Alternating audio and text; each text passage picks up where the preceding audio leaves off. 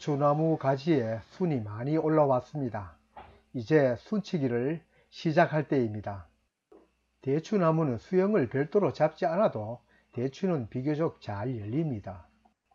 다만 자연형으로 키우면 열매가 고르지 못하고 해거리를 하는 경향이 있습니다. 대추는 뿌리가 밑으로 뻗는 심근성이므로 사과나무처럼 주관형으로 키우는 것이 나무의 특성에도 맞고 전정이나 순치기 등 관리에도 편합니다. 가지에서 순이 제법 자랐습니다. 이제 순치기를 할 때입니다. 아시다시피 대추는 다른 과수처럼 한꺼번에 꽃이 피지 않고 6월 중순부터 7월 하순까지 대략 쉼없이 꽃이 피고 열매가 달립니다. 그러니 순치기도 틈이 날 때마다 자주 해야 합니다. 대추는 5월이 되면 주지의 혹에서 싹이 나옵니다. 이 새싹 속에는 꽃이 피고 열매가 달릴 열매가지와 가지로 성장할 성장가지가 함께 들어 있습니다. 대추는 감이나 포도와 같이 그에 나온 가지에 꽃이 피고 열매가 달리는 셈입니다. 가운데 우뚝 서서 자라는 것이 성장가지이고 그 성장가지를 둘러싼 가지들이 열매가지들입니다. 대추나무 순치기는 바로 필요 없는 성장가지들을 제거하는 것이라 할 수 있겠습니다. 물론 필요 없는 것에 난 열매가지도 제거는 합니다만 성장가지들을 모두 제거하고 약 보름이 지난 후 열매가지들의 모습입니다. 열매가지들은 성장가지와는 달리 옆으로 누워 길게 자라면서 마디마디마다 꽃을 피우고 열매를 답니다. 이 도장성 성장가지도 자르지 않고 그냥 두면 이렇게 왕성하게 자라면서 그 속에 또 열매가지를 냅니다.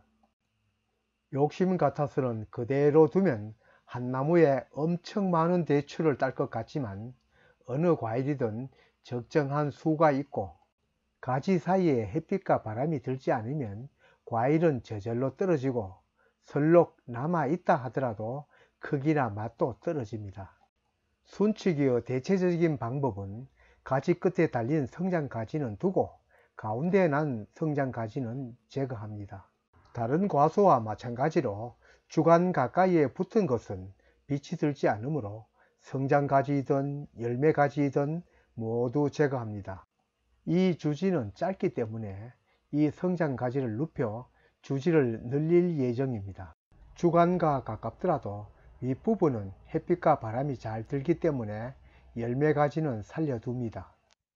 주지가 없는 빈 공간이 있으면 안쪽에 난 성장지를 남겨두었다가 새순이 어느 정도 목질화가 진행되면 유인하여 사용합니다. 주지가 길고 간격이 넓은 곳에서는 도장성 성장지를 남겨두어 열매를 수확하기도 합니다. 이러한 선택은 상황에 따라 농장주의 의도에 따라 달라집니다. 제거하는 성장지 중에는 열매가지가 성장지처럼 보이기도 하는데 그 줄기는 남겨둡니다. 1차 순치기를 하고 며칠이 지난 모습입니다. 짧았던 열매가지가 길게 성장하였습니다. 앞으로 꽃이 피고 열매가 맺히는 동안 계속 성장할 것입니다. 새순이 올라오는 대로 가지 끝의 성장지는 남기고 가지에 난 성장지는 계속 잘라나갑니다. 주지가 조금 복잡한 곳에는 끝 성장지도 제거합니다. 모든 것은 상황에 맞게 순치기를 하면 됩니다. 주지 끝에 남겨둔 도장성 성장지는 과수나무 마금 처리하듯 밖으로 나는 가지 위를 자릅니다. 성장지가 좀 단단해지면 유인추나 클립으로 눕힙니다. 어떤 농장에서는 마지막 성장지의 가지 3개 정도를 더 남겨두고 잘라 남은 3가지에 열매를 더 달기도 합니다. 이와 같이 대추나무의 꽃핀과 열매 달리는 습성만 알면 그에 맞게 순치기나 가지를 유인하면 됩니다. 끝까지 들어주셔서 감사합니다.